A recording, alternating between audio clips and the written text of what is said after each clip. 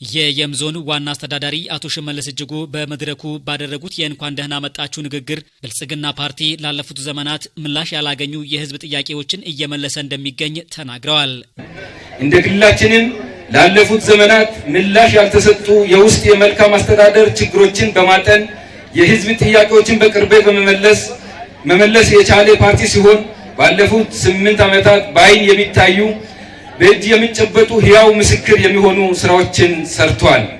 ብልጽግና ፓርቲ ለዘመናት የየም ህዝብ በስርዓት ምክንያት ተነፍቆበት የቆየው የአደረጃጀት ጥያቄውን በቅርበት በማጠን መሰረታዊ ብሔረሰባዊ ልዕልናን የሚያጎናጽፍ አዲስ የታሪክ ጥፋት በመመዝገብ በህዝባችን አዲስ የፖለቲካ ድል ብስራት ሽግግርና ደማቅ የብርሃን አሻራ ያኖረ ፓርቲ ነው። ዋና አስተዳዳሪው አክለውም በፓርቲው መሪነት በተከናወነው ሀገር በቀል ኢኮኖሚ ማሻሻያ የብዝሃ ኢኮኖሚ ልማት ውጤት በዞኑ መመዝገቡን ገልጸዋል።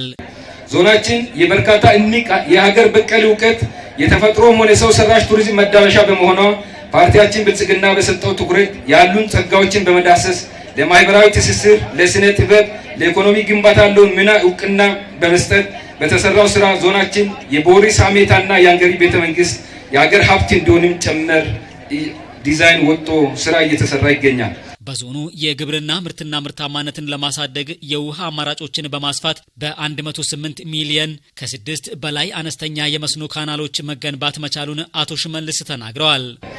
በኢኮኖሚ አስተዋጽኦ ያላቸው መሰረተ ልማት ስራዎችን በተመለከተ አጠቃላይ የግብርና ምርታማነትን ለማሳደግ የውሃ አማራጮችን ከማስፋት ረገድ ከ6 በላይ አነስተኛ መስኖ ካናሎችን ባለፉት 3 ዓመታት ከ108 ሚሊዮን ብር በላይ በማስገንባት ወደ አገልግሎት እንዲገባ ተደርጓል።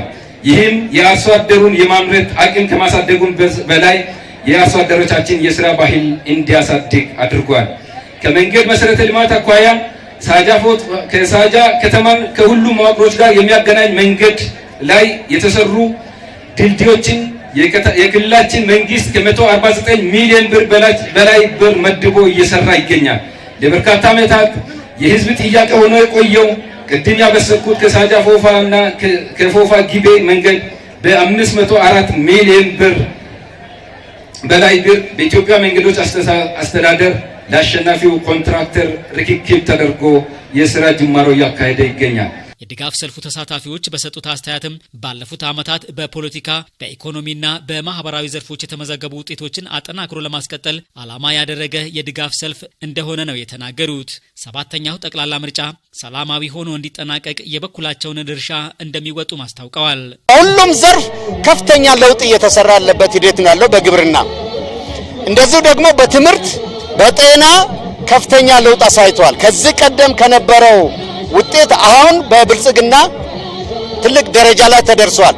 7ኛ ሀገራዊ ምርጫ በሰላማዊና ፊታዊ ሆኖ እንዲጠናቀቅ የትኛውንም አጋጣሚ ተጠቅሞ ሰላማዊ እንዲረጋገጥ ከፍተኛ ስራ እየተሰራ እንዳለ ይገኛል።